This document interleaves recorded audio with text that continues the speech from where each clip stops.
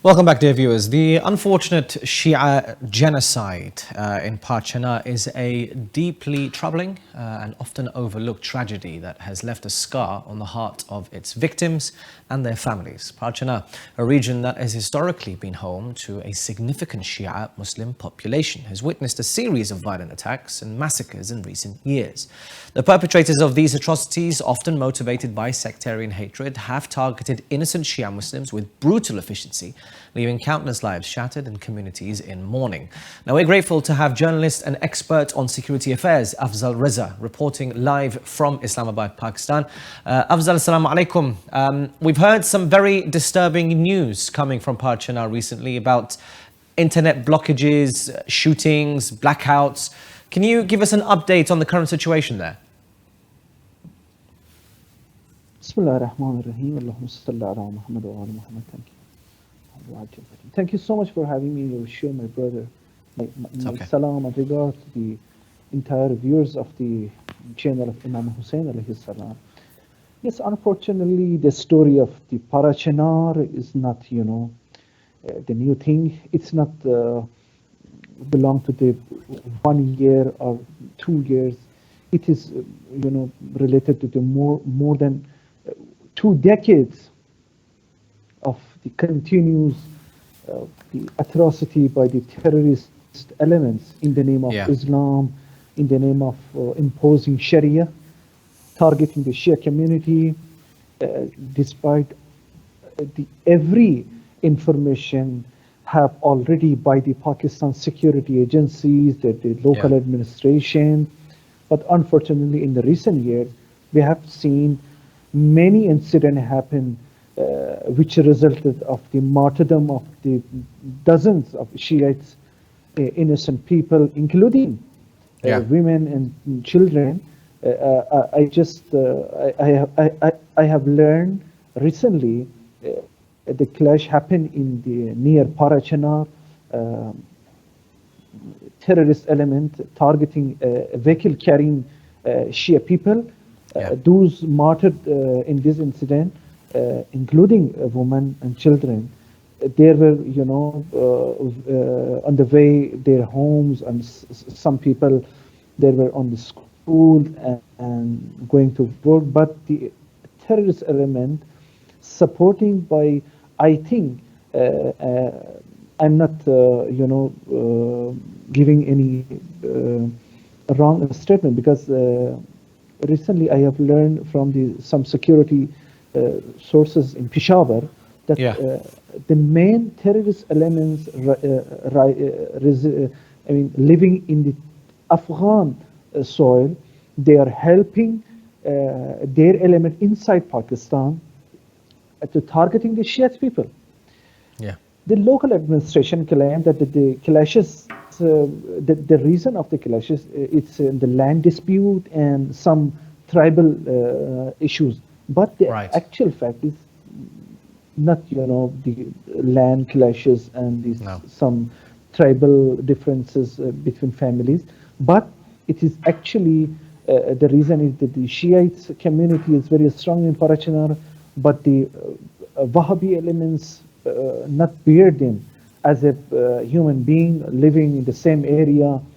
And unfortunately, I can say that the government of Pakistan and the security agencies, they are nothing. They are doing nothing to protect their own people. And despite the many demands by the Pakistani Shiite parties,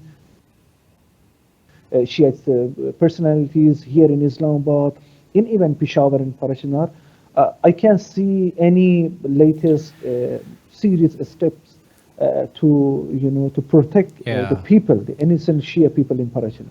Okay, thank you, Afzal. So, why do you think this is happening to I know you mentioned this is across 2 decades, but why is this happening now? Why are the attacks, happening right now in Parachinar? Pakistan faces political and security instability during the 2 years after the removal of the then Prime Minister Khan's government by the then opposition party, and then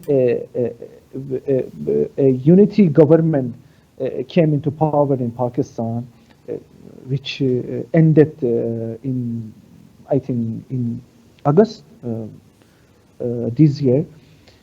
The terrorist element, it's said by the security analysis in Pakistan that they are taking advantage from the uncertainty, the difficult situation in the country, economic situation, security. Every day attack on security forces happen in Balochistan, in Khyber Pakhtunkhwa, and the economic crisis continue to damaging the security environment within the country. That's why I think the main attention of the leaders, political leaders, security leaders on the is to the upcoming election in Pakistan. That whenever the country faces any difficulties in the economic and security situation, we have been seeing that the level of terrorist attack increasing in the country. Right. So is there any humanitarian aid then being let into Parachinar? Just right. I have learned that the entire route to the Parachinar is securing by the Pakistan Army and Pakistan FC, the Frontier Constabulary. Some people, even due to insecurity in the main roads heading to Parachinar, they have to cross the Afghan border, enter into Afghan soil, and around crossing some area within the bordering region, then enter to some region near to Pakistan border. What is the reason? Is because the terrorist elements, they're occupying some routes between Parachinar to another cities. That's why the oppressed people, the Shia people in Parachinar, have to go throughout Afghan soil and then enter into Pakistan. Even they are not allowing media person to go Parachinar. Even last week I have applied for some NOC, non-objection certificate, for going Peshawar then to Parachinar. I have been told that there is no permission for any media, including foreign media and any local media, to go to Parachinar with any purpose. So what is the current death toll in Parachinar, Afzal? Last week I have heard that more than 50 people have been killed by the different incidents happen in the region. Right. So is there any resistance against the attacks, or is it all just one-sided? Yes, the Shia people, they have building the some front. The geographical situation in Parachinar is very difficult.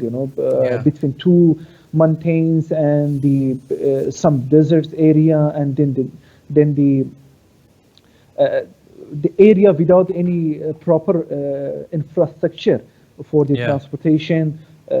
So the Shia is, building its own front and some safe houses to counter any cross-firing from the other side of the, which leaving the terrorist. The terrorist area.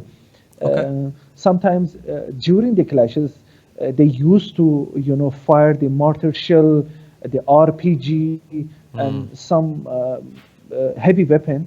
But Alhamdulillah, the Shiites in Parachinar, they have also some capacity of the armed and the weapons to, retaliate the terrorist attack. Right.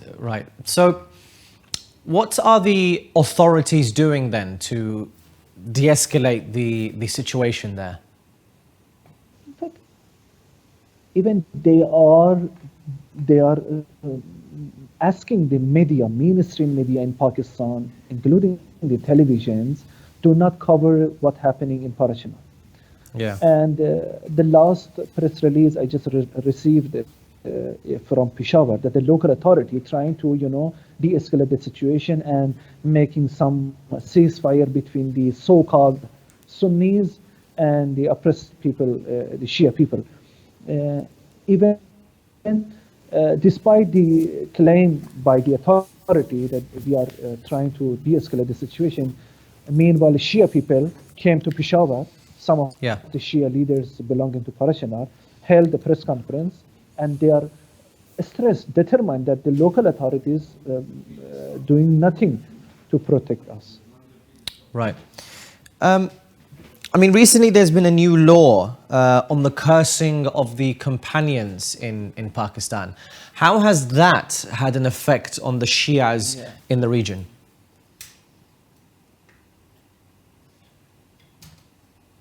Yeah, unfortunately, despite the Pakistani president reject this bill, and he just sent back to the parliament for the new discussion on the bill, but the terrorist element, the Wahhabi elements in Pakistan, quite very happy on that.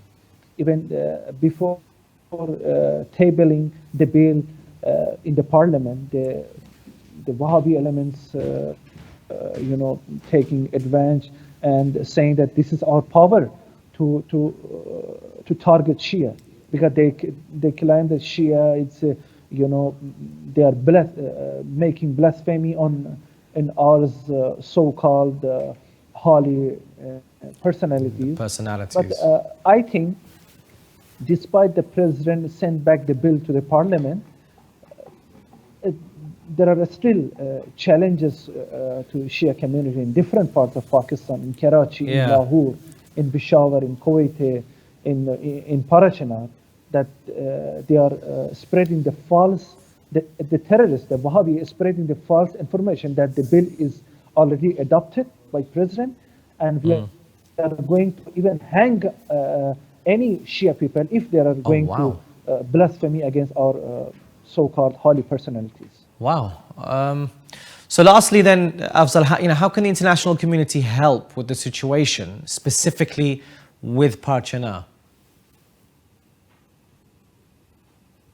Honestly, brother, there is nothing hope to get any collaboration, any solidarity from international community, including from any our Shia community outside the Pakistan, because the country, the majority country, is a Sunni population. 97% of the population is Muslims, and the government ruling is Sunni Hanafi. So whenever Shiites get any problem in any part of the country, they just they have to manage by themselves. Yes, there is some help from Iran and some maybe from Iraq as well, but I don't think so that there is very helpful for the oppressed people in Pakistan, the Shia people. Yeah. Well, I wish you all the best, Afzal. Thank you very much for your time. Thank you very much for being on the show. Welcome. It is a very, very desperate. Thank you so much. Allah bless you. Yes, sorry. It is a very, very desperate situation there in Pakistan. You had to hear it from Afzal himself. They have to govern everything themselves within them. There's no international aid coming in. There's no international political aid, diplomatic aid coming in to help them. And this Wahhabi, it's striking because this Wahhabi element, specifically when it comes to the companions, I mean, that is outrageous, genuinely.